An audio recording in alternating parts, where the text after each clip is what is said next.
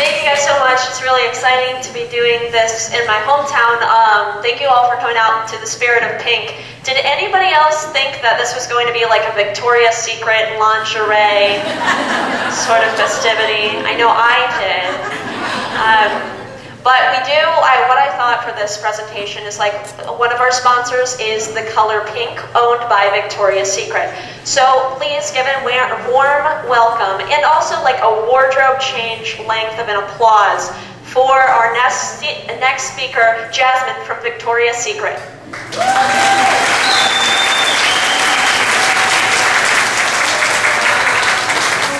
Hello, I'm Jasmine. I am Executive Coordinator of Victoria's Secret. Now here's the thing, we own the color pink, as she said. So what we do is anything off of the color red, that's ours. I will also say that our proud sponsors are also surgical procedures, modern medicine, and those creepy pink basins that you vomit into in the hospital. So here's what we do, okay? My company looked at every shade of pink, and we looked at that shade, which is actually 9425C5, and we said, what the hell is that? We took it, we gave it to all of the hospitals to use. That's our charity work. The other thing is we own attitude. Not just we do embody it, but we also like own the rights to the word. So it used to be Target's. They had it, but we sued their ass because the word attitude is the color pink.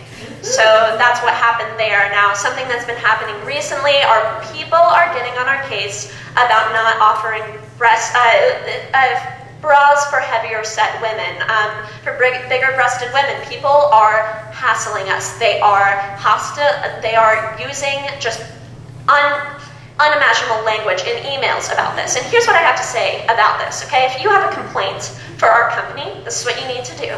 You need to come back with a nice, polite way of putting it, and you need to respond to your complaint into a bra cup, like a brassiere, just like do that, and it'll eventually get to us. Because here at Victoria's Secret, we believe that everything effective has padding.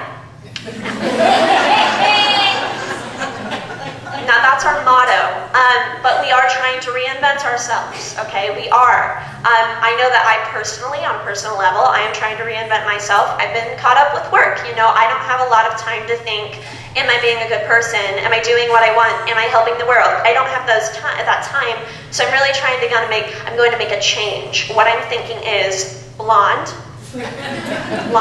and then for our company, what we're doing, and this is our secret, okay, so we're going to have on the butt crack of the sweatpants, we're going to have the words fuchsia, because we own purple now. Thank you guys so much.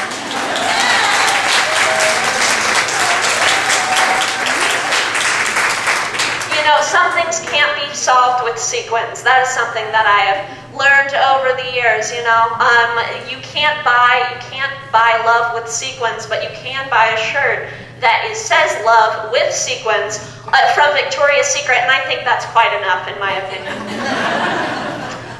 But people are talking about love. Everybody's talking about love in the songs. Love with another person, but nobody's talking about falling in love with Photoshop. That's what I'm talking about. I asked my friend, hey, if you could fall in love with an inanimate object, what would it be? And she said, cigarettes. I'm like, that is the most boring thing you could have possibly said. Like, that's as if somebody said, hey, you won $30,000, what are you going to do with it? And they're like, you know what, I'm going to use it to pay back my student loans. Oh, wait, no, I'm going to buy cigarettes. Lung cancer, out of the way, we got that done. But I will say that I did just graduate from college, and so I went to the graduation ceremony, and at the ceremony, this woman got up on stage and she goes, whenever I was diagnosed with breast cancer, I could have lied in bed and felt sorry for myself, but I didn't. I got up and I got my degree. And I was like, why didn't you just lie in bed and feel sorry for yourself? It's called seizing the moment. I had cancer whenever I was younger, uterine cancer, whenever I was 15, called intrauterine embryonal rhabdomyosarcoma. Neat name. I like the name. But still, breast cancer gets all the fame, all the fortune. You guys do. You do. I saw a guy in college with a 3-dimensional boob on the back of his phone case, and he goes, breast cancer awareness. And I was like, I don't know if I'm on board. Like, I think the only time I'm going to be on board is when somebody has a uterus on the back of their phone. And then they're like, intrauterine embryonal rhabdomyosarcoma awareness. That's what I'm thinking. But when I was going through high school, I loved high school because I never went. I was sick. I was vomiting. And then I would do arts and crafts, and then I'd vomit, and then I'd do a play, and then I'd vomit, and it was just a nice mix of the two. But I think the art community really helped. Get me through a lot, honestly. So our next speaker of the evening, I am proud to give you Mrs.L.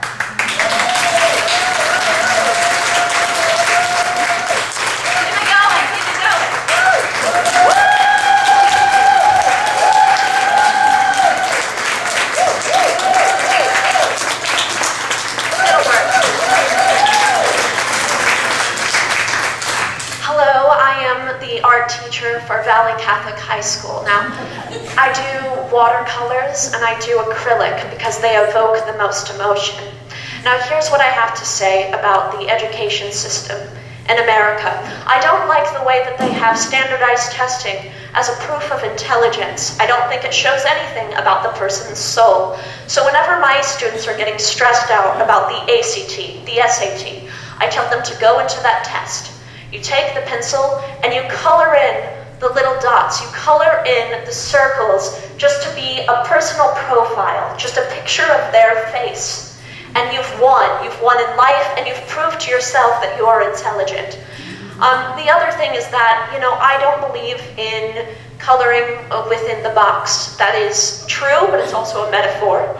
And what I want, is for people to be free. So whenever the kids go into classrooms, I don't call them by their birth-given name. I ask them each day, what would you like to be called? And then we go from there. My name is Mrs.L. There's not one L in my birth-given name. But I also think that people have anxiety, and so they can't do their art the way they want. That's why I allow the kids to go on so many bathroom breaks throughout class. I go on about 10 each class period. You can express yourself in the bathroom stall. Now, whenever we get back, we play these little games called Never Have I Ever. Now, this sounds like a drinking game. I'm sure you guys are familiar, but with this one, what we do is we don't drink, we just say, for instance, okay, never have I ever played catch with my dad. Something simple. And then we talk about it. Is that because you have a broken home? Is that a personal issue? And we cry, and we use the tears as a medium for our paintings. This is true, but it's also a metaphor.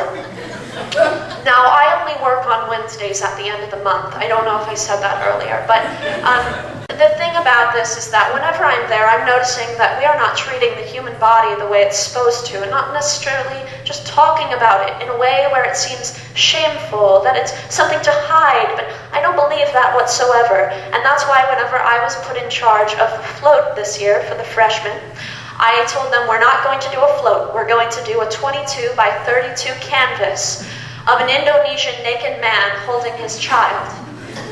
Now, we used acrylic, we used charcoal and craisins for this image. And we tied it up to a crippled elephant who walked down the streets because, I don't go to a parade to smile. That's not why I'm there. I am there to feel something, I also want to say, and this is my last note on the subject, is that, I think that the way that we are teaching sexuality to children is disgusting, okay? We're teaching safe sex, but I'm sorry, but it's unrealistic. People are going to use trapeze equipment.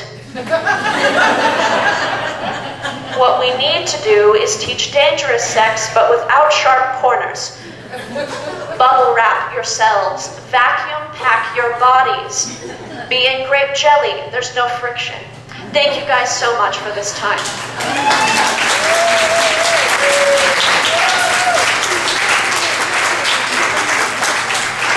You can't express yourself in the bathroom stall. Take a pottery class, they're really fun. But I will say there is a little truth to the idea of just like how and when like the human body is kind of taught. I know whenever I was 13, I had my first period and I hid it from my parents for a year and a half.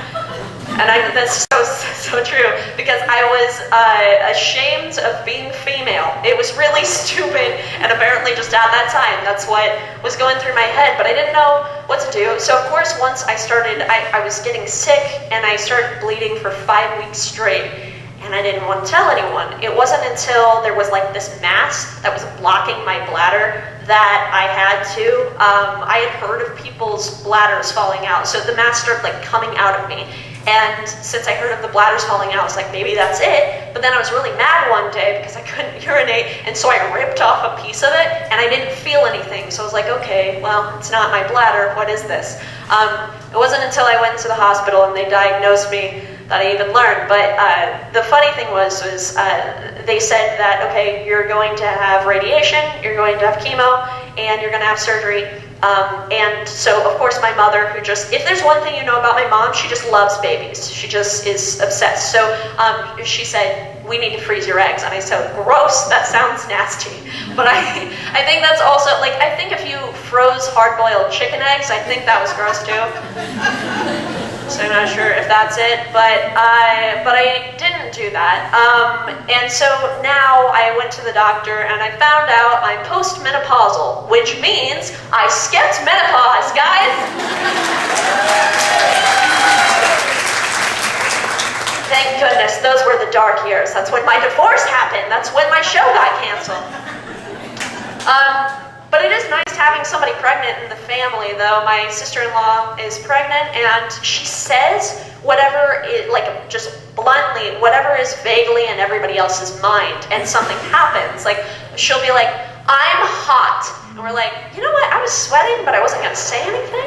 Like, yeah, let's get some air conditioning. I want to be on something soft. Well, you know, when do I not want to be on something soft? You know, let's find a cushion. I want to leave, I feel fat. It's like, I don't know if that's justified. But, you know, how often, you know, would I go out if I just felt, you know, ugly all the time? Yeah, I get what you're saying. Let's go get out of the eye of the public. But no, I will say that I think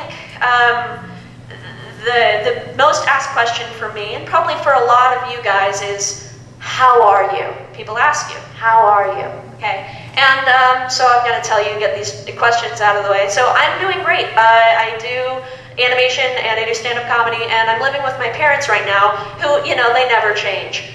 They never change. My dad was complaining about how long it takes to heat up a scone in the oven. And so I said, I'll go get my microwave, it'll be fixed. And then my mom says, you know what, Millie, no, because I like to think of our house as a non-microwave home. And I said, Mom, I think we should get the internet. I think we should just broaden our horizons a little bit. And then she's been having heart problem, like a little bit of heart problems, so we're like, you should get a pacemaker. And she's like, no, Millie, because I like to think of my body as a non-pacemaker, old fart, stuck in my ways body. So that's what's going on with her. But whenever people ask me, they'll ask me, how are you? And then I'll say it, and then they're like, no, I don't care about what you're actually doing. How are you? I'm like, oh, yeah, like I'm healthy. I don't have cancer anymore. It's like, at this point, 6 years that I've been done, and it's amazing. I mean, it's crazy to look back, because I know on my last chemo, I need to be alone, because I was like driving in the car, kind of crying, because I was like, I'm gonna live. Like, this is weird. Like, I didn't plan for it at all. Like, I don't even know who I am anymore. Like, you get to a point where you're just like bald and cancerous for a while, and you're like, that's just who I am. That's just a part of my personality. And so I even struggled with it in college. Like, the first year of college, I would tell people, like, I've gone through cancer, like it was some sort of like food allergy that was going to get me like friends and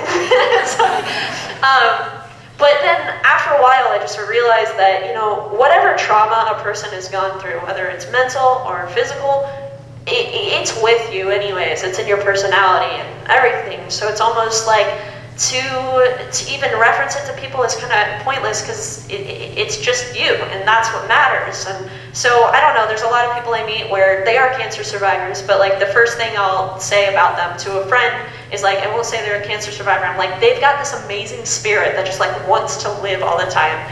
And I think that that's something to take away from it. It's just, you aren't who you were, you are you now, and you will, and the best parts of you will show out. So thank you guys so much for this time. Thank you for listening.